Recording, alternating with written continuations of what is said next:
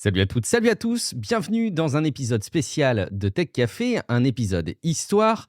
Je suis Guillaume Vendée et avant de vous laisser à votre épisode, je voulais vous donner un petit peu quelques éléments de contexte parce qu'il s'agit en réalité d'un très gros dossier qui a été préparé par Guillaume Poggiaspala de 2 heures et donc je ne voulais pas vous le diffuser en une fois comme ça pour vous assommer d'un coup.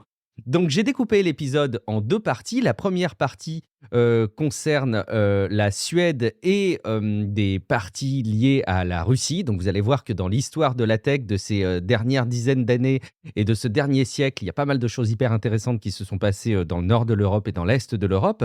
Et puis la deuxième partie du dossier s'intéresse un peu aux mêmes époques, mais en France. Et donc ça, ce sera l'objet de l'épisode, de la seconde partie de cet épisode dossier. Voilà, je voulais juste vous donner ces éléments de contexte et je vous laisse tout de suite à votre épisode. Bonne écoute.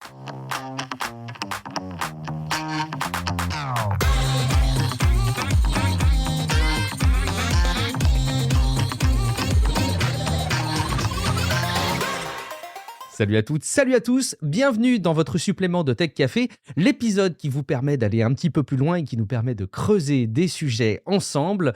Vous l'attendiez ou pas, en tout cas voici un 3e volet de Steampunk Café.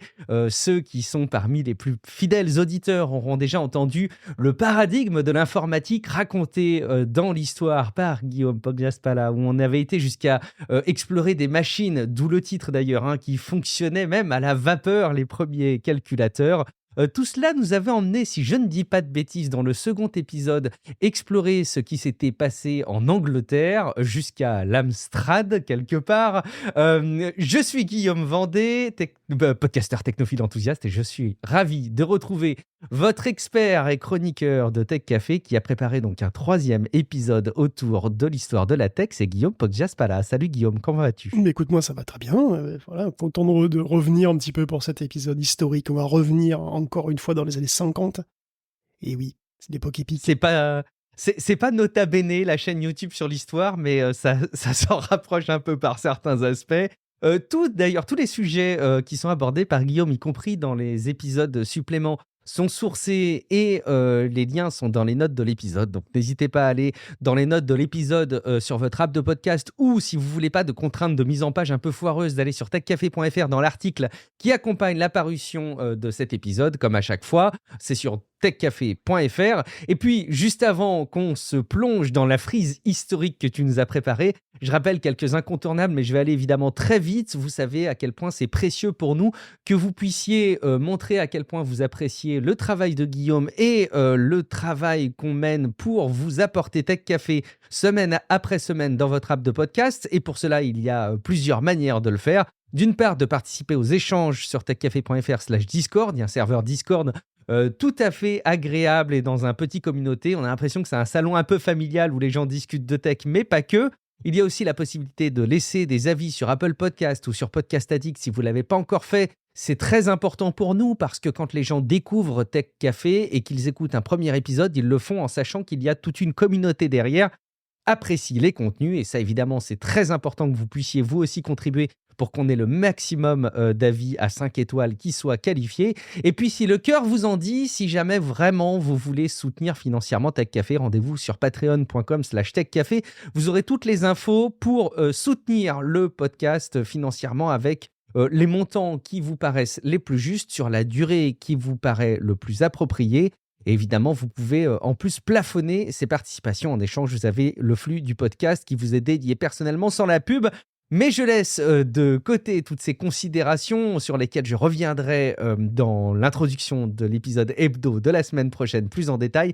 Parce que là, on a du travail. On doit te suivre, Guillaume, dans la machine à voyager dans le temps. Et on remonte, mais on remonte dans le temps, mais on reste pas trop loin quand même. On reste en Europe. C'est ça, Guillaume ? Bah oui, parce que dans l'épisode informatique, historique un petit peu d'avant, on avait parlé donc du rôle de pionnier de l'Angleterre. Dans les débuts de l'informatique, on avait parlé du Colossus, de Turing, bien entendu, de son ordinateur physique, le ACE, parce qu'il n'a pas fait que des machines abstraites, comme la machine de Turing. Et puis on est allé aussi jusqu'au premier ordinateur commercial, le Leo de Lyons. On est resté volontairement centré outre-Manche, parce qu'on avait vu qu'il s'y passait énormément de choses, bien sûr, et puis ça n'est passé aussi en Europe continentale. Et alors c'est ce qu'on va un petit peu explorer dans cet épisode, hein, donc on va aller naturellement vers les tentatives les plus précoces, hein, en Europe hors Angleterre donc. Bon, ça va nous mener en Suède et en Ukraine, voilà, et en Russie aussi évidemment. Ça sera une bonne occasion de parler un petit peu de l'informatique en URSS de manière plus générale, même dans le bloc de l'Est. Et ensuite, enfin, on va s'intéresser à la France, monsieur. La France qui a une histoire complexe, voire compliquée, avec les Le pays ordinateurs du dans les années Minitel. 50-60. Comment? Le pays du Minitel, même si c'est plus Et récent, le Minitel. ouais. Mais... Il y a un côté comme ça, il y a un petit côté comme ça. Il y a un petit côté, parfois, on essaie d'être précurseur, on n'y arrive pas trop, et puis bon, finalement, bon, c'est très compliqué en fait. Il s'est passé beaucoup de choses en France. C'est vrai qu'il n'y a pas eu. À l'époque, si tu veux, ce qui est paradoxal, c'est qu'on a démarré un peu tard, mais il y a eu un véritable secteur industriel, informatique et électronique en France, hein, clairement, dans les années 50-60. On a produit ordinateurs et composants 100% français. On a tenté vraiment de faire en sorte de rester dans la course. Et puis bon, bah, ça a été compliqué, mais bon, on verra ça en détail plus tard. Voilà, on va remonter un petit peu voilà, à l'origine des ordinateurs en Europe, donc continentale, et pour ça on va partir en Suède. Parce que bon, on avait déjà un petit peu parlé de l'informatique en Europe continentale quand même, parce que dans les années 40 à 50, on avait déjà parlé de la machine de Konrad Zuse, qui était donc les Z3, enfin on a parlé en fait de la série Z, et en particulier des Z3 et Z4, hein, donc les Z4 allemands. On avait parlé dans le premier épisode, je crois même. Parce que c'était vraiment des ordinateurs électromécaniques très très très précoces, hein. C'est probablement les premiers, hein, parmi les premiers ordinateurs tout court, et en tout cas en Europe continentale, c'était les premiers.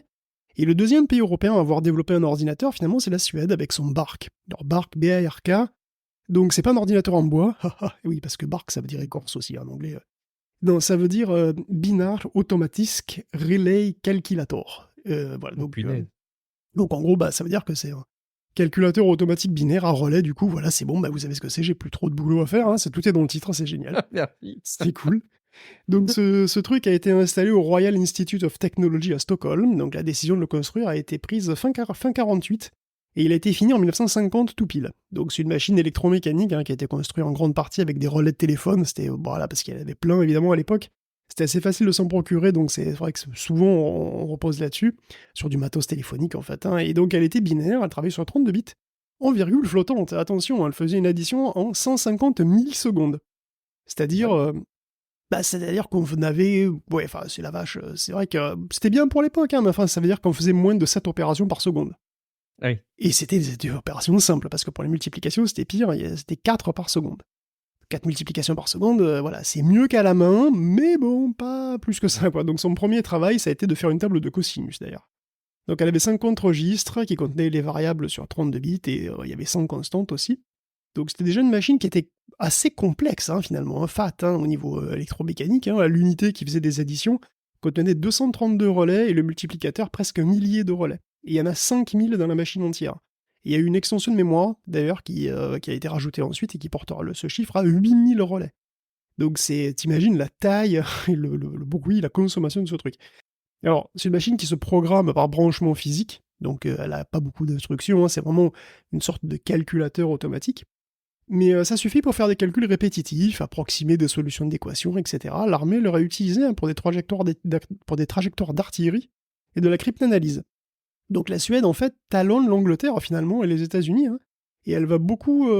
c'est une machine, donc, le bar, qui va pas mal servir jusqu'à son démantèlement en 1957. Bah, on va la démonter pour des raisons de place, hein, tout simplement. C'est un truc qui est tellement énorme. Bon, voilà, en gros, il avait besoin de la salle pour un nouveau truc, et donc, ça, évidemment, on a fini par la démonter. Donc c'est un monstre, ça prend une pièce entière, il y a des murs de relais, il y a une énorme console de contrôle qui est garnie de gros boutons comme ça, avec des trucs à brancher. Bark, c'est un projet qui est né principalement par un gars qui s'appelle Connie Palm. Oh, lui, il est du Royal Institute of Technology, hein, c'est-à-dire le KTH. Malgré ce qu'on peut laisser penser le prénom, c'est un homme, il s'appelle Connie, mais c'est un homme, hein, voilà. Donc c'est un statisticien, il a travaillé pour Ericsson d'ailleurs dans les années 40, hein. Bah oui, parce qu'Ericsson c'est très vieux. Ah oui, c'est vrai. Ericsson c'est une boîte suédoise du coup. Enfin, tout à fait, c'est une boîte suédoise qui a été fondée en 1876 par Lars Magnus Ericsson, tout simplement. Et ils font de la téléphonie. En réalité, Ericsson, ils font de la téléphonie depuis très très très très longtemps. C'est marrant cette proximité d'ailleurs dans l'histoire de la téléphonie et comme ça du calcul. Ça fait 2 fois que tu évoques quelque part ce lien-là. C'est rigolo parce qu'on pourrait faire des parallèles entre le fait qu'aujourd'hui, les smartphones et leur, la structure des puces ARM, du coup, transpire sur l'informatique personnelle. Bon, je dérive un petit peu, mais c'est rigolo de voir que la téléphonie inspire comme ça, le calcul de manière générale. C'est assez Ben c'est ouais, bon après oui, c'était oui, bah, en gros, tu sais les relais téléphones utilisaient beaucoup d'appareils électromécaniques et qui ont voilà, donc en fait, on en produisait beaucoup pour cette industrie-là et le plus simple, oui, quand tu voulais faire des machines, c'était de puiser en fait dans ce stock-là et dans le stock de câbles aussi et cetera. Donc c'est vrai qu'il y a cette proximité qu'on retrouve effectivement pas du tout qu'en Suède, hein. Et donc Conny Palm, bah, lui, voilà, il a une, bon lui, en fait, il est statisticien, mais il est aussi très doué en ingénierie électrique d'ailleurs. Et il est prof de télécommunications aussi. Donc les relais, les câbles, tout ça, il connaît. Et apparemment, c'était vraiment un élève très brillant et complètement ingérable. C'est-à-dire, c'était vraiment, il faisait ce qu'il voulait, c'était un enfer. Donc son maître de thèse l'a qualifié de bohémien. T'imagines à l'époque, je veux dire, il avait traité de bohémien, quoi. Genre, attention. Et donc, il avait dû lui faire un chantage au salaire, d'ailleurs, hein, pour lui faire suivre ses cours. Le mec, il venait pas, il dit, bon, si tu viens pas, t'es pas payé. Voilà.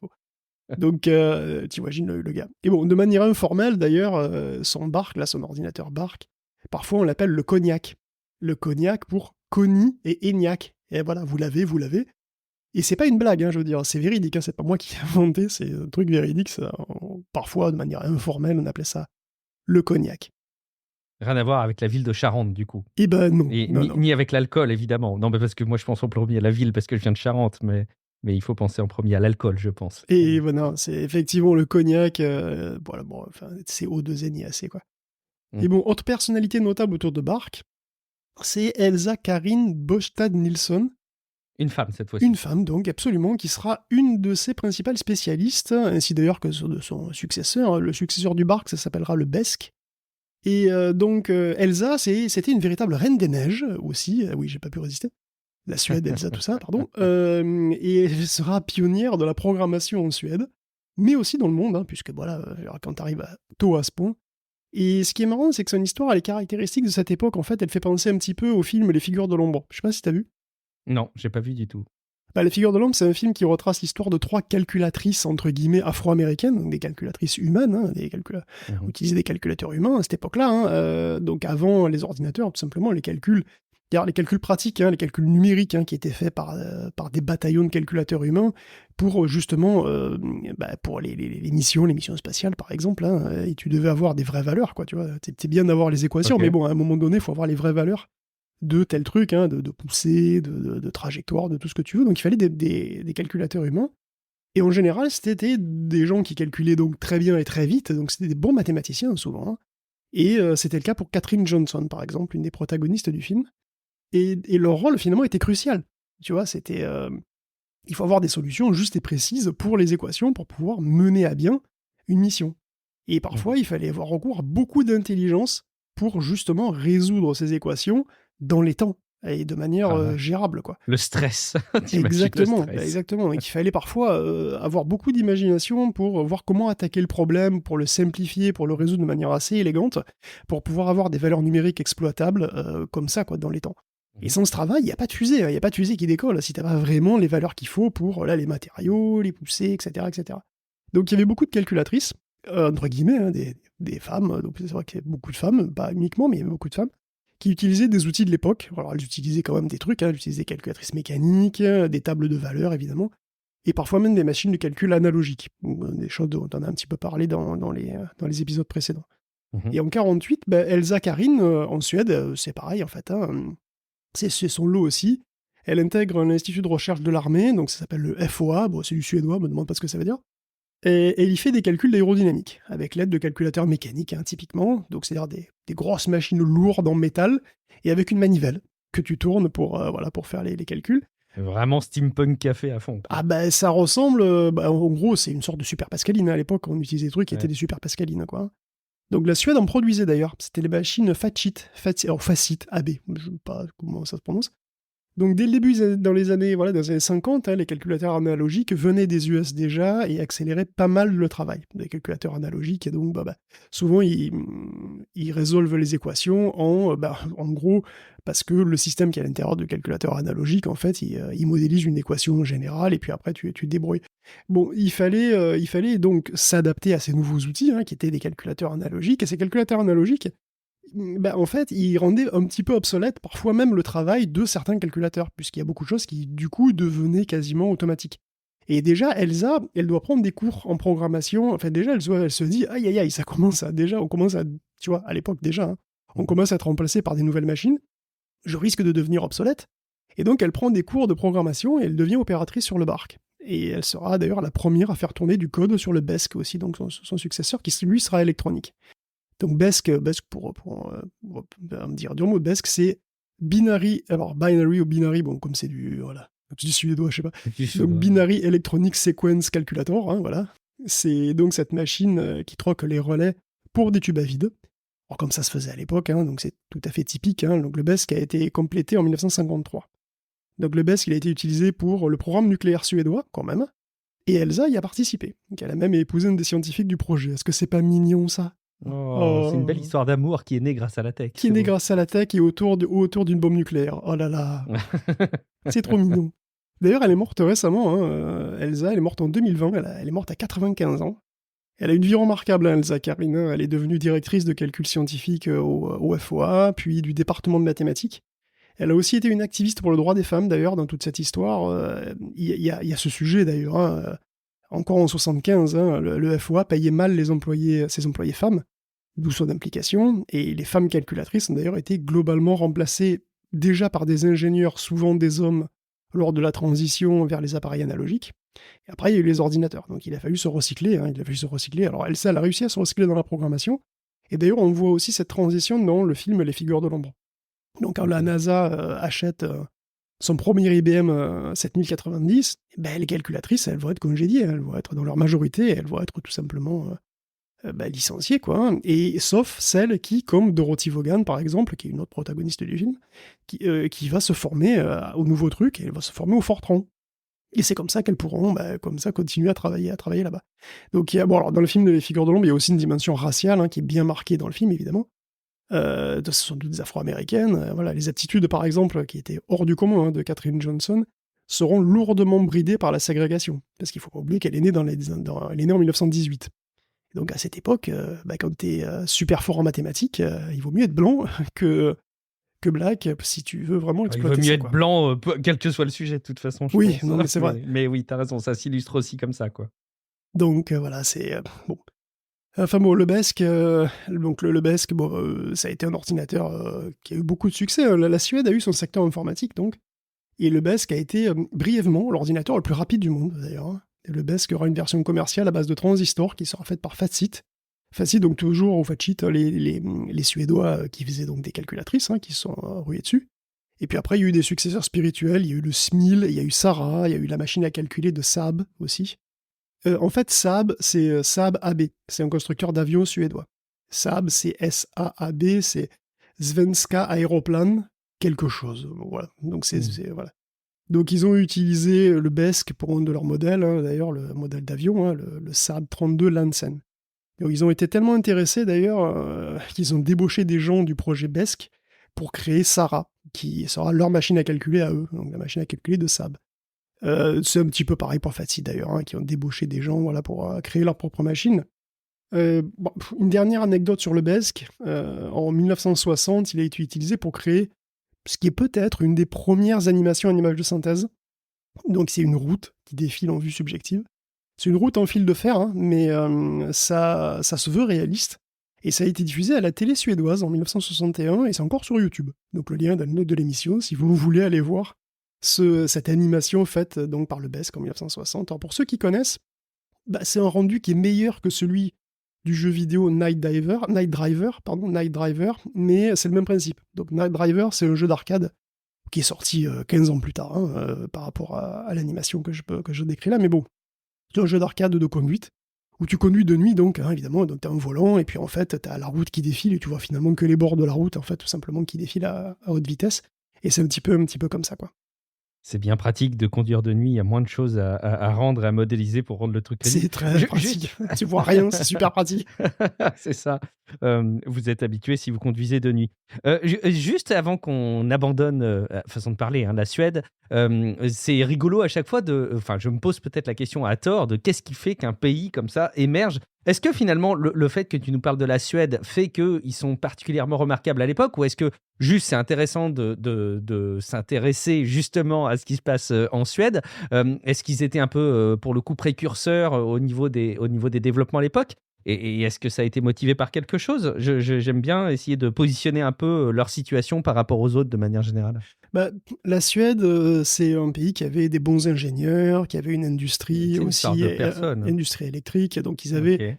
des cerveaux, ils avaient du matos et ils étaient, comment dire, bah, en fait, c'est aussi l'effort de guerre hein, qui a motivé les ordinateurs. Hein, tu vois, on voit bien, hein, ils ont un secteur de l'armée. Ils ont Saab, donc ils fabriquent des avions. Ils avaient un programme, ils ont eu un programme donc nucléaire. En fait, c'est les besoins de calcul, souvent. Hein, et les besoins de calcul ont été stimulés par la guerre ici, enfin, en Suède, comme elles l'ont été dans d'autres pays. Bon, on verra que c'est pas comme ça que ça s'est passé en France, mais bon, effectivement, en Suède, c'est aussi ce qui a permis effectivement le développement de l'informatique comme un peu partout ailleurs, hein, comme aux États-Unis Hmm. aussi, comme en Angleterre, etc. Je retiens un mélange de hasard peut-être, de circonstances économiques, d'industrie, de personnes et voilà, de contexte géopolitique. Ok. Bah, c'est cool de savoir qu'il y a cette situation-là en Suède. Merci pour le panorama, Guillaume, le panorama historique. Et puis, tu voulais enchaîner et t'éloigner un petit peu de la Suède pour t'envoler vers l'Est et nous emmener avec toi pour aller regarder ce qui s'est passé un petit peu plus proche de la Russie. Oui, parce que le troisième pays d'Europe continentale à avoir eu son ordinateur, c'est l'Ukraine. Donc, et on le doit au père de l'informatique soviétique, hein, qui est Sergueï Alexeyevitch Lebedev. Donc lui, il est russe, mais l'Ukraine, évidemment, à l'époque, c'était l'URSS. Donc en fait, c'est la maison, hein, c'est pareil. Donc Lebedev, c'est un universitaire spécialisé dans l'électricité de puissance, donc il a pas mal de calculs à résoudre, tu vois, encore le besoin de calcul, quoi. Hein.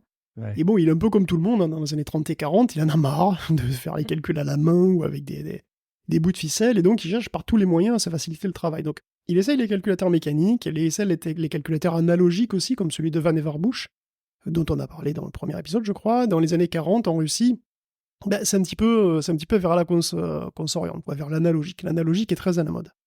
Et bon, Lebedev donc, en 46, il devient directeur de l'Académie des sciences ukrainiennes, et petit à petit, il va s'intéresser au calcul digital. Donc en 47, lui, il est convaincu que le combo gagnant, c'est une machine de calcul binaire, à virgule flottante, avec voilà 3 registres d'adresse, tout en électronique, voilà. Et c'est pas si évident, hein. En fait, il y a beaucoup de ses collègues d'ailleurs qui trouvent qu'il a des goûts de luxe, hein, que 17 bits en virgule flottante, ça suffirait. Bien sûr, à tout le monde. Parce que c'est comme 640 kilooctets de RAM, hein, ça doit suffire à tout le monde. Et en fait, c'est aussi ce truc de la virgule flottante, quoi. La virgule flottante, c'est super pratique, hein. On rappelle que la virgule flottante, ça permet un nombre variable de chiffres après la virgule. Donc ça permet en fait d'ajuster la précision en fonction des besoins. Et du coup, évidemment, il faut garder la trace de cette virgule qui se balade un petit peu, donc sous forme d'exposant. Hein. Donc c'est un paramètre de plus, alors qu'en virgule fixe, bah, la virgule elle bouge pas, donc t'as pas besoin de ça. Forcément, c'est plus économique de travailler en virgule fixe. Bon, finalement, Lebedev va céder hein, sur la précision fixe et sur les 17 bits, et donc il va mettre en place un labo. Alors c'est un labo secret, évidemment, puisqu'on est en URSS. Hein, en URSS ou pas? Bon, donc le labo il est secret. Ça va s'appeler le labo number one. Ouais, le labo number one, c'est un peu générique, je sais, pour un labo russe, mais bon. C'est là qu'il va travailler hein, sur le design de ce qu'il va appeler le MESM. M-E-S-M. Et MESM, bah, ça veut dire un truc en russe, hein, ça veut dire, oh là, attention, ça veut dire Malaya Elektrono Chetnaya Machina. Ah, tu t'y es risqué, ok. Voilà, qui se traduit par petite machine à calculer électronique, a priori. Ouais.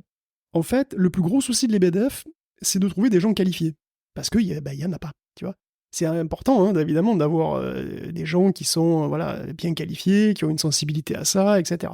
Et en Ukraine, il n'y en a pas beaucoup, quoi. Donc personne ne connaît le sujet. Bon, ben, tu sais qu'on est derrière le rideau de fer depuis 47, quoi. L'ordinateur n'existe pas, donc il mettra 2 ans pour recruter une vingtaine de personnes. Et il va se mettre, il va se mettre à rechercher en particulier à fabriquer donc des petits composants qui s'appellent des flip-flops. Parce qu'ils vont utiliser le flip-flop comme brique fondamentale pour le MESP. Oh, pardon, excuse-moi, les flics-flacs, j'avais en tête, pardon. Alors les flip-flops, je sais pas le flip-flop. Le flip-flop, c'est pas les tongs, hein, parce qu'il y a des tongs qui s'appellent flip-flop, je crois. Hein. Pardon. C'est non, pas autant les pour moi. tongs, hein, non, c'est les bascules. Et les Ok. bascules, le flip-flop, ça bascule flip et flop. Voilà. C'est Mhm. une bascule. Alors, une bascule, c'est quoi? C'est une mémoire de 1 bit, quoi, globalement. Hein. Un Ok. relais, par exemple, ça représente 1 bit, hein, 0 ou 1. Donc, selon s'il est ouvert ou fermé, on peut commander son état avec un signal. En fait, un flip-flop, ça reste stable. Tant que le circuit est alimenté, ça reste stable.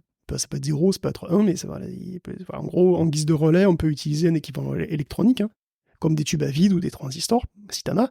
Donc la première bascule, c'est un truc qui a été inventé en 1918, avec des tubes à vide. Hein, et c'est d'ailleurs ce même design qui sera utilisé en 1943 dans le fameux Colossus. On utilisera des flip-flops avec des lampes, avec des tubes à vide.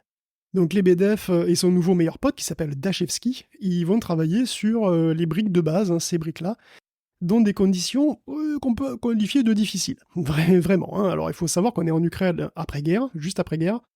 Et l'Ukraine, après la guerre, c'est vraiment pas la joie. Le pays a été dévasté pendant la Seconde Guerre mondiale. Hitler y a décrété une zone d'annihilation en 1943 et les Soviétiques ont fait terre brûlée. Bon, conclusion, 85% de Kiev est détruit. Bon, il n'y a plus que des ruines de bâtiments, quoi. Enfin, il y a beaucoup plus de ruines que de bâtiments. Et pour couronner le tout, en 1946, il y a la famine qui s'abat sur le pays. Et même d'ailleurs sur... Historiquement chier sur tous les aspects, dis donc. Hein. C'est fou. Ouais, ça, alors là, carrément. D'ailleurs, la famine, c'est même carrément sur toute l'Union soviétique. Donc c'est une période atroce. Mais bon, c'est une autre histoire. En tout cas, ce contexte explique pourquoi les BDF et son équipe se sont retrouvés à construire un ordinateur dans un monastère. Alors, parce que bon, l'Ukraine est en ruine, et eux, ils leur font local. Local, c'est gros quand même, hein, parce qu'il faut dedans foutre une machine qui allait prendre facilement 50 mètres carrés au sol. Sans compter les câblages, les instruments, les outils et les gens qu'il faut autour. Donc, ils vont déménager leur labo en 1949 dans un bâtiment ancien, spacieux et totalement vide, qui est un ancien monastère, tout simplement, complètement désaffecté, dans lequel il y a des poêles à bois pour se chauffer, parce qu'il n'y a rien, en fait. Hein. Et d'ailleurs, le bois, il faut qu'ils le coupent et qu'ils le débitent à l'âche eux-mêmes. C'était pas évident, la vie d'ingénieur informatique à l'époque. Hein. Oui, ça demandait un peu plus de biceps qu'aujourd'hui, quoi. Attends, à l'époque, je veux dire, c'était pas des... Bon. Bref, il était à 15 km de Kiev, par une route boueuse, d'ailleurs, où les camions s'enlisaient volontiers. Donc vous savez, hein, ces histoires de dégel au printemps, tout ça, ça n'a pas d'hier en Ukraine. Et voilà, donc il fallait bien ça quand même, hein, parce que même au monastère, en fait, la machine ne rentrait pas. Et il a fallu faire tomber les murs, virer le plancher, et puis ensuite ils ont commencé le montage du monstre, qui avait quand même 6000 tubes à vide. Et alors, un autre souci en soi, étant donné la faible fiabilité des lampes russes, c'est qu'il fallait tester, une trentaine d'heures à chaque lampe pour être sûr que voilà, elle allait faire ses preuves, quoi, pour lui faire ses preuves. Ok. Et autre souci, il y avait les risques d'électrocution qui étaient nombreux. Il a fallu mettre des coffrages sur les composants parce que bon, voilà, selon où tu touches, ça se passe pas bien. Composants qui chauffaient énormément. La machine consommait 25 kW, puisqu'il y avait 6000 lampes. 25 kW. Et 25 kW, en plein hiver, même en plein hiver ukrainien, hein, l'intérieur, ça monte à 30 degrés. Et donc en été, c'est juste insupportable. Donc les lampes mettaient d'ailleurs du temps à se chauffer, parce qu'il faut qu'elles mettent du temps à se chauffer pour fonctionner de manière optimale, quoi. Si bien qu'en fait, ils faisaient préchauffer la machine entière 24 heures à l'avance. Ah oui, sympa. Ok. Un mode préchauffage. Et alors du coup, bon, 24 heures à l'avance, qu'est-ce que tu fais 24 heures à l'avance, un truc qui consomme 25 kW, tu laisses un mec là-bas toute la nuit pour vérifier que ça prenne pas feu. Putain, dis donc, Parce qu'au on cas où est ça dans prend des- feu, bon, il faut... Ouais. Voilà. C'était des conditions, c'est pas tout à fait, c'est plus pareil, quoi. Mm. Et bon, finalement, fin 1950, la machine a enfin répondu correctement à la question 2 plus 2 égale, elle a dit 4. Enfin, elle disait 4 presque tout le temps, disons, donc c'était quand même pas mal. Alors le MESM fut présenté à l'Académie des sciences ukrainiennes en 1951, puis bon, les BDF étaient déjà en train de travailler évidemment sur des améliorations qui déboucheront d'ailleurs sur le MESM qui sera effectivement utilisé, donc le vrai MESM en fait, puisque là c'était un peu le proto. Donc le MESM qui sera utilisé en pratique, qui va aligner quand même une vitesse vertigineuse de 50 opérations par seconde sur 17 bits. C'est pas Plus que nos 7 opérations par seconde de tout à l'heure. Exactement, donc c'était un ordinateur plutôt moderne, entre guillemets, avec un programme stocké en mémoire. Donc il y avait 63 commandes et 31 valeurs numériques. En production, on lui adjoindra une mémoire en tambour magnétique. Donc un tambour, le truc qui tourne, là on en avait parlé ça aussi. Et ou une bande magnétique capable plus tard d'ailleurs de stocker entre 5 et 250 000 mots, donc à terme. Mais bon, ça sera plus tard. Donc le MESM a un énorme succès et on vient l'utiliser de toute l'URSS. parce qu'il faut dire que jusqu'en 53, c'est le seul ordinateur de la zone. Donc même si c'est pas le meilleur, c'est le seul. Donc bon. Et donc on s'en sert pour de la balistique des fusées, pour de l'électricité de puissance aussi, pour vérifier la stabilité de la ligne électrique Moscou Kyubichev. Et il y a même d'ailleurs Alexei Lyapunov, donc très fameux mathématicien, qui sera un grand fan du MES, mais qui l'utilisera beaucoup et qui en sera un promoteur. Donc si les scientifiques ont très vite compris d'ailleurs l'intégrer l'appareil, c'est pas forcément le cas pour l'administration. L'administration qui n'a pas manifesté un enthousiasme débordant à la vue de ce machin. Donc l'Académie des sciences ukrainiennes a vaguement supporté le projet, mais bon, oui, sans plus. Tout le monde n'a pas vraiment compris tout de suite le potentiel des ordinateurs là-bas. Hein. Bon après, pour connaître que dans la zone, il y avait d'autres soucis, tu vois, clairement, Oui. on va dire. C'est bon. C'est peut-être pas la priorité du moment, effectivement. Il y a peut-être d'autres chats à fouetter. C'est ça. Mais bon, Lebedev est reparti à Moscou, du coup, hein, où lui, il va trouver un vrai soutien, hein, quand même. Hein, et dès 1950, il va tout recommencer de zéro, finalement, pour créer une deuxième machine qui sera la plus puissante, qui s'appelle le BESM. Alors, le BESM, qui veut dire Bolshaya Elektrono Shetnaya Machina, c'est-à-dire machine à calculer à haute vitesse. Je te félicite d'avoir la volonté de traduire les acronymes. Toujours, enfin, de les citer, en tout cas. Je traduirai tous les acronymes, même ceux en chinois. Écoute. Même sur un idéogramme. Mais bon, du coup, il n'était pas seul, le truc. C'est qu'à Moscou, il y avait de la concurrence, en fait. Le BESM, ça devrait... Alors, selon toute vraisemblance, hein, vu comment ça marchait là-bas à l'époque, le BESM aurait dû être un projet d'État planifié. Or, il y avait un projet concurrent qui s'appelait Strela. Et c'est là que débute une autre histoire d'intrigue politique. Hein. Il faut bien se rendre compte que on est sous Staline à l'époque. Hein. Et Staline, le Joseph, il est vraiment pas technophile. Hein. Il aime pas du tout les ordinateurs. Hein. Il considère que c'est un produit maléfique du capitalisme. Il considère que la cybernétique, qui est toute jeune à l'époque, hein, en 1950, elle est considérée comme du charlatanisme, que c'est une tentative de saper les droits des travailleurs. Donc, tu vois, et c'est marrant d'ailleurs, hein, parce que tu vois, c'est pas dire que c'est cette problématique, hein, que l'informatique sape les droits des travailleurs, veut remplacer les travailleurs, que c'est un ça produit fait drôlement écho à des ultra-capitaliste. sujets qu'on aborde aujourd'hui en 2023 au moment où on enregistre cet épisode, effectivement. C'est très amusant de voir ça, effectivement. Et donc, à l'époque, c'était l'idéologie. Hein, l'idéologie sous Staline, c'était ça. C'était une idéologie qui était extrêmement défiante vis-à-vis de la technologie et des ordinateurs. Mais bon, pourtant, à Moscou, Bachir Ramayev entend parler de l'ENIAC, donc le projet américain, hein. Et donc, il va lancer un projet d'ordinateur avec Yuri Basilevsky, qui va s'appeler Strela. Alors, Strela, ça veut dire la flèche en russe. Et qui recueillera pas mal de lauriers, hein, finalement, dont le prix Staline, d'ailleurs, en 1954. Et d'ailleurs, Lebedev l'a eu en 1950, hein, donc pas de jaloux. Et le BESM de Lebedev, lui, bon, évidemment, il était un peu similaire au MESM, hein, c'est son deuxième ordinateur. Mais il avait des registres plus gros, de 39 bits, en virgule flottante, finalement, et il était content, hein, le Sergueï. Il a une mémoire vive, et c'est là que ça a été très dur, en fait, pour Sergueï, parce que, comme partout à l'époque, hein, la question de la mémoire, c'est le problème central, finalement. Parce que lui, il voulait utiliser des tubes cathodiques pour stocker les infos, hein, à raison de 1024 bits par écran. Donc on avait déjà, je ne vais pas revenir complètement dessus, mais on avait déjà parlé de cette idée. On stocke les bits comme une image sur un écran cathodique, et donc il y a une plaque devant l'écran qui va les lire en détectant les petites variations de champ électrique qu'occasionne cette image. On en avait parlé donc dans l'épisode précédent. Et bon, donc... L'épisode d'histoire précédent, effectivement. Vous pouvez remonter sur techcafé.fr et puis ils seront également dans les liens dans les notes de l'épisode. Exactement, dans le deuxième épisode de ce qui est désormais une trilogie, mais qui deviendra peut-être une tétralogie plus tard, bref. Et bon, donc, il faut des tubes, hein, voilà, et donc, si tu veux de la mémoire aussi, tu peux faire la mémoire avec des tubes cathodiques, et donc il faut des tubes cathodiques, il faut les trouver, ces tubes cathodiques. Et donc, il voulait 1024 mots de mémoire, et comme il faut 39 bits, ça fait 39 tubes cathodiques à trouver. Et en 1952, en URSS, ça court pas les rues, les tubes cathodiques. Et donc, devinez quoi, c'est le projet Strela qui a sécurisé tout le stock disponible. Donc, ils se sont débrouillés, pour tout choper. Donc, Lebedev, il est bien deg, et Lebedev. Et il doit se rabattre sur des lignes à délai de mercure. Donc, une autre technologie qu'on a aussi vue dans l'épisode précédent, d'ailleurs, hein, qui a été utilisée en Angleterre aussi, et qui demande de tout revoir de fond en comble, parce qu'évidemment, ça marche pas du tout pareil. Et du coup, en 1953, le BESM, il est finalement moins rapide que le Strela. Voilà. Donc 1000 opérations par seconde contre le double pour le Strela. Mais le Strela est prévu pour être produit en masse Il devient le premier ordinateur commercial de Russie. Et ça y est. Et alors, bon, pourtant, il n'est pas vraiment le plus puissant. Parce que le BESM, en réalité, quand il reçoit enfin ses tubes cathodiques un peu plus tard, eh ben, il va lui rouler dessus. Le pauvre Strela, il va le dégommer, parce que le BESM a affiché 8000 opérations par seconde en virgule flottante. Et ouais, Allez, prends ça dans ta face. dans ta face, Strela. Et bon, ironiquement, hein, tout ça était déjà obsolète en arrivant, puisqu'en fait, on était au début des mémoires à tort magnétique. Encore une technologie dont on a parlé dans l'épisode 2, n'est-ce pas? Le BESM, d'ailleurs, les adoptera dès que possible. Hein, donc, le BESM va adopter, une fois qu'il aura adopté les torts magnétiques, il sera la machine chouchou des scientifiques. Alors, les scientifiques vont s'éclater comme des petits fous dessus. Et puis, il faut les comprendre. Je veux dire, les Mega Drive n'étaient pas encore inventés à cette époque-là, donc Ouais. c'était leur machine à eux.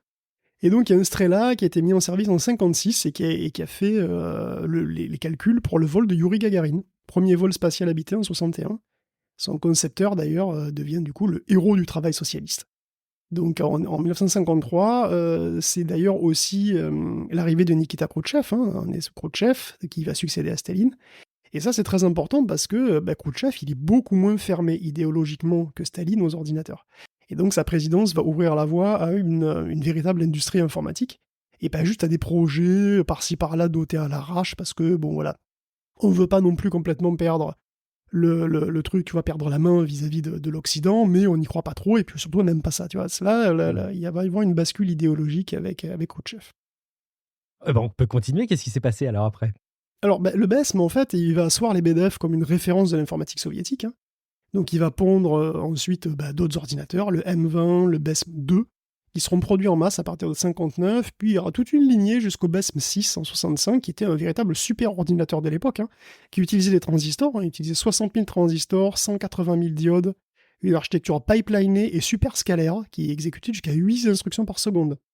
Donc en gros, c'était l'équivalent d'un Pentium 2. Et alors, Pentium 2 au niveau pipeliné super scalaire, hein. Donc c'était très sophistiqué en réalité, hein, 65. Hein. Et donc à partir de 65, on a aussi la série des mini-ordinateurs Mir.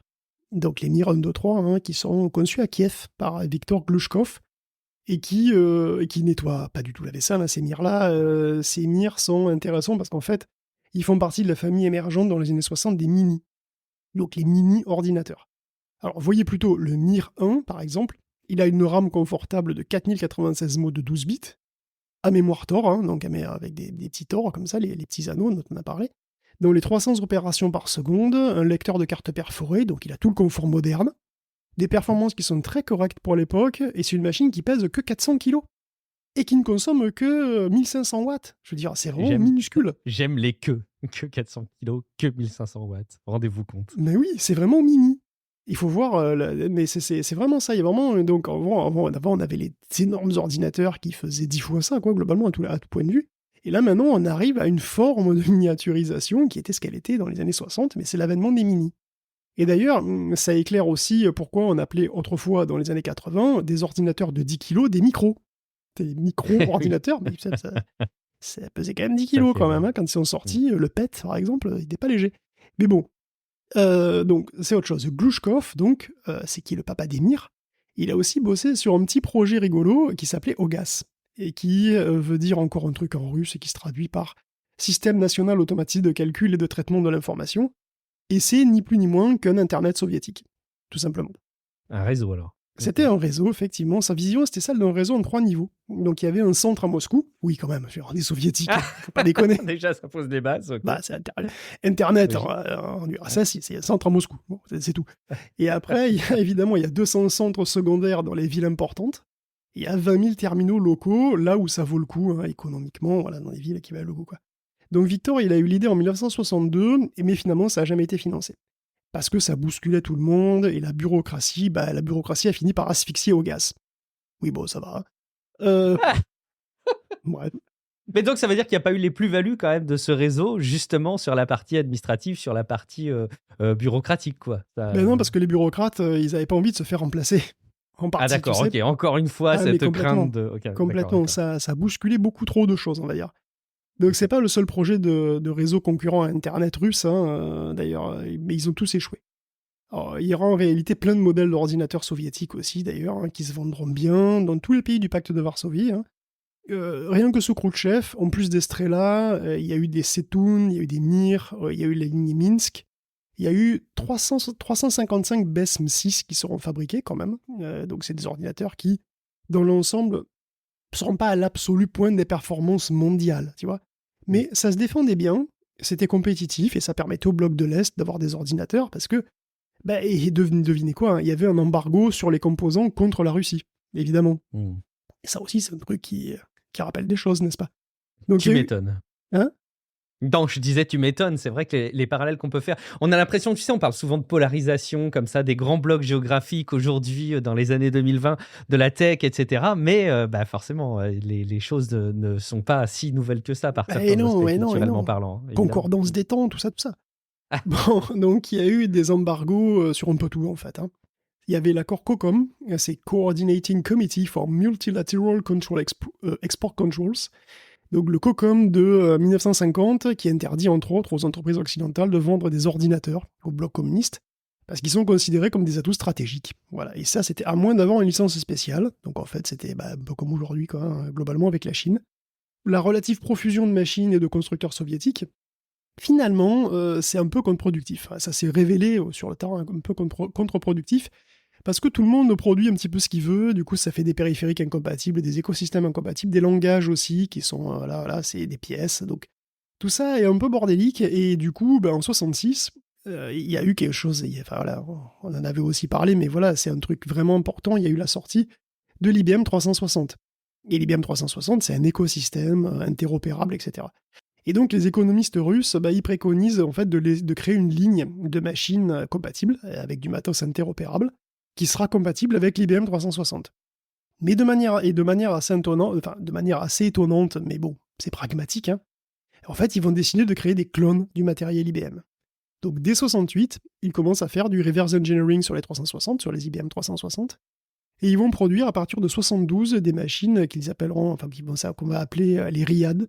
Donc Riyad avec, Riyad comme en Arabie Saoudite, Riyad avec un Y, mais en fait, le nom complet, c'est ESEVM, donc c'est un acronyme qu'on ne va pas expliciter parce que je suis fatigué. Dommage. T'avais promis pourtant. Ouais, j'avais promis, je sais, c'est terrible. Donc les Riyad, en fait, c'est des mainframes compatibles IBM qui seront produites dans le bloc de l'Est, avec des brevets locaux, donc ils ont refait le truc de zéro, donc c'est compatible, mais c'est refait de zéro. À tel point qu'IBM... Mais ça veut dire quoi? Ça veut dire que c'est de la copie ou pas? Parce que j'ai quand même l'impression de ce que tu sous-entends, c'est quand même bassement de la copie qu'on rebrande, quoi. Alors, oui et non, en fait. C'est compliqué parce que c'est compatible, mais ils ont tout refait de zéro. Ce qui fait qu'en fait, ils n'ont pas copié le matériel IBM, ils ont fait un matériel à eux, qui n'est pas une copie de ce que fait IBM, mais qui est compatible. C'est-à-dire qui répond au même contrôle, aux mêmes instructions, au même code, etc. Tu vois. Donc, il y a cette idée-là. Donc, d'ailleurs, IBM a même commencé à se renseigner et à démarcher les Russes. Mais bon, en 79, il y a l'invasion de l'Afghanistan, et les tensions politiques montent d'un petit cran, quoi, et du coup, c'est plus possible.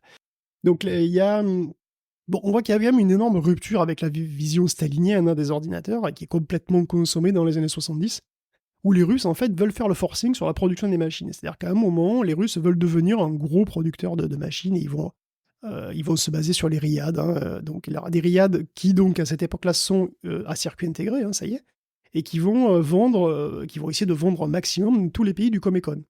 Alors, le Comecon, c'est pas le Comicon, c'est pas le Comicon. Le Comecon, c'est le Council for Mutual Economic Assistance, donc c'est une sorte de Commonwealth, mais pour les pays communistes. Je pense qu'on peut le résumer comme ça, très très grossièrement.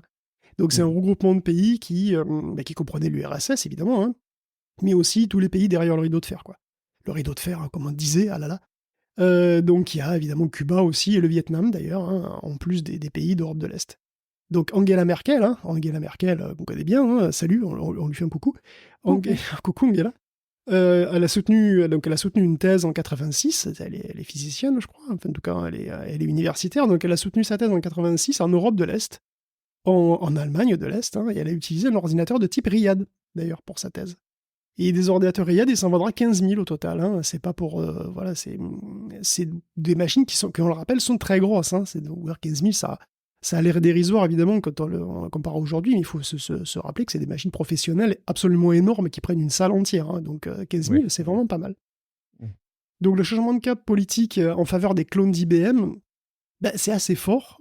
Donc économiquement, c'est assez sensé, mais le problème, c'est que ça favorise pas tellement les constructeurs locaux. Et Lebedev, du coup, qui va quitter son poste en 73, bon, enfin, il est malade, de toute façon, il mourra l'année suivante.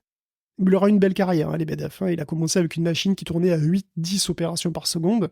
Et en 67, il va finir avec le superordinateur le plus rapide du pays, qui sera 100 000 fois plus rapide que son premier. Donc c'est assez marrant d'imaginer que ce mec, dans sa vie, il aura fait machine sur machine sur machine, et il aura un gap de 100 000 entre la puissance de sa première machine et la puissance de sa dernière. Eh ben, c'est un sacré exploit, effectivement. Un gap de 100 000, c'est pas donné à tout le monde. Ah ouais, mais voilà, c'est l'époque où ça avançait assez vite quand même. Donc son héritage lui a survécu un bout de temps d'ailleurs, et d'ailleurs je pense qu'elle survit toujours avec la ligne Elbrus. Il y a une dizaine d'itérations de superordinateurs multiprocesseurs RISC qui doivent toujours être en activité d'ailleurs. Les Elbrus 16S affichaient 1,5 teraflop en 2019. Donc il y a probablement des Elbrus qui tournent toujours et qui se vendent toujours d'ailleurs en Russie. Et à partir des années 80, le problème c'est que l'informatique russe commence à stagner. L'URSS compte plus de programmeurs en fait que d'ordinateurs, parce qu'elle forme pas mal aussi. Il y a une sorte de crise en fait, quelque part. Ouais, c'est assez paradoxal. L'URSS, elle parie vraiment sur l'informatique et elle forme énormément de gens. Elle forme beaucoup de cerveaux et des cerveaux très brillants, l'URSS. Mais en fait, elle a un souci, c'est qu'elle comprend pas, ou très tard, le virage de la micro-informatique qui s'amorce dans les années 80, au tout début 80. La faute à l'embargo du Comecom aussi, qui est finalement levé sur les micro-ordinateurs en 84. Après, tout ça va changer avec Gorbatchev, qui veut une sorte de plan informatique dans les écoles, un petit peu comme on a eu nous, tout simplement. Je ne sais pas si tu te souviens. Si vous êtes aussi vieux que moi, vous avez peut-être connu un MO5 dans votre collège, ou un TO7, ou un truc comme ça. Et c'était le plan informatique pour tous, je crois, ou un truc comme ça, qui a été lancé en France dans les années 80-90. Et d'ailleurs, les micros aussi sont arrivés en URSS, et c'est en 84 qu'a été inventé Tetris par Alexei Pajitnov. Voilà. Meilleur jeu de l'histoire, n'est-ce pas? Donc, grande année. Et bon, voilà, enfin, tout ça, après, vous connaissez l'histoire. En 91, l'URSS est dissoute. C'est la perestroïka et compagnie. Et donc, la technologie peut enfin aller et venir. C'est ça que ça veut dire aussi, la perestroïka, c'est que, les Russes peuvent avoir accès aux technologies de l'Est, de l'Ouest, etc. Donc, finalement, ça signe un peu la mort de l'industrie informatique indigène. Et donc, l'un dans l'autre, l'URSS a été une grande nation de l'informatique, puisqu'elle a produit beaucoup de machines de son côté, qui ont été un temps compétitives. Et bon, alors évidemment, c'est l'URSS, se pose toujours la question, de notre point de vue, de l'innovation réelle du bloc de l'Est, c'est-à-dire à quel point ils ont inventé des trucs, à quel point ils ont copié des trucs, à quel point le KGB leur a montré des trucs. Bon, tout ça, évidemment, j'en sais rien, on va pas rentrer dans ces trucs-là. C'est vrai qu'il y a forcément une culture du secret en URSS qui n'a pas aidé, qui aide pas de ce côté-là, on va dire. Mais bon, ce qui est sûr, c'est que le MESM, le premier ordinateur de Lebedev, a démarré en 1951, et que d'ailleurs, pour le coup, il a été dévoilé comme 1955. Tu vois, il est resté secret jusque-là. Donc il y a beaucoup, on peut se poser des questions, effectivement, à cause de ça. Il y a beaucoup d'opacité, bon. Mais ça a été quand même une grande nation de l'informatique. Et tout ça malgré pas mal de handicap, parce que je veux dire, de toute façon, il y a eu les lourdeurs bureaucratiques, il y a eu des barrières idéologiques énormément, il y a eu les luttes politiques, il y a eu les enjeux géostratégiques. Ça fait vraiment un ensemble c'est un gros ensemble de handicaps, tu vois, et ça fait beaucoup de trucs en hic en plus, quand même. Je trouve. Bon, et puis toujours, il y a forcément un gros paquet de barrières qui font ramer le secteur, tout ça fait un gros paquet de barrières qui ont fait finalement que la Russie n'a pas réussi à être à la pointe, encore pour plein de raisons. Et aujourd'hui, elle est plus du tout compétitive, d'autant moins que, avec les derniers événements, forcément, la Russie a aussi un petit peu de mal. Mais il y a eu une véritable histoire, et c'est important de revenir dessus. Excellent. On aura bien voyagé du côté de la Russie pour explorer un petit peu. Et effectivement, moi, j'avais pas du tout en tête le fait que ça avait pu être aussi avancé technologiquement. Bon, je garde en tête quand même ce côté on innove, mais on innove en reprenant les plans des autres. Bon, c'est pas les seuls à faire ça. Il n'y a pas que ça. Je pense. Alors, si tu veux, c'est une suspicion qu'il y a forcément quand on parle de la technologie à l'Est. Mais en réalité, bon, il y a aussi eu beaucoup d'innovations. Puis d'ailleurs, là, on n'est pas revenu sur toute la période de la micro-informatique, des années 80, 90, Ouais. dans le bloc de l'Est. Mais il y avait encore, il y avait beaucoup, beaucoup de choses. Il y avait une scène, voilà, il y avait beaucoup de développeurs, il y avait énormément de micros. Enfin, Ok. ça a continué, hein, quelque part. Hein. Et effectivement, à partir du milieu des années 90, de toute façon, il y a eu des machines comme ici, en fait. Mm. Et puis, il y a eu aussi des clones là-bas, d'ailleurs. Bon, ça serait. La micro en Russie, bon, c'est peut-être un truc sur lequel on reviendra un peu plus tard, mais Il y aurait c'est aussi une histoire suffisamment en à soi. dire. Excellent. Retour au Guillaume qui fait le montage comme convenu et comme indiqué en intro de cet épisode. Merci évidemment beaucoup d'avoir écouté cet épisode. Si jamais vous voulez réagir dessus, vous pouvez aller sur techcafé.fr, vous pouvez aller dans la rubrique réaction du serveur Discord qui est accessible sur techcafé.fr/Discord. Si évidemment vous trouvez que Tech Café vous sert à quelque chose, vous informe et vous divertit, rendez-vous sur patreon.com/techcafé et puis vous pourrez nous attribuer quelques euros par mois en le plafonnant, en le faisant sans engagement et en profitant en échange du flux privé du podcast qui vous permet d'écouter les épisodes sans la pub. En attendant, je vous dis rendez-vous la semaine prochaine pour la seconde partie de ce dossier où vous entendrez beaucoup plus parler de la France. Ciao à toutes et à tous.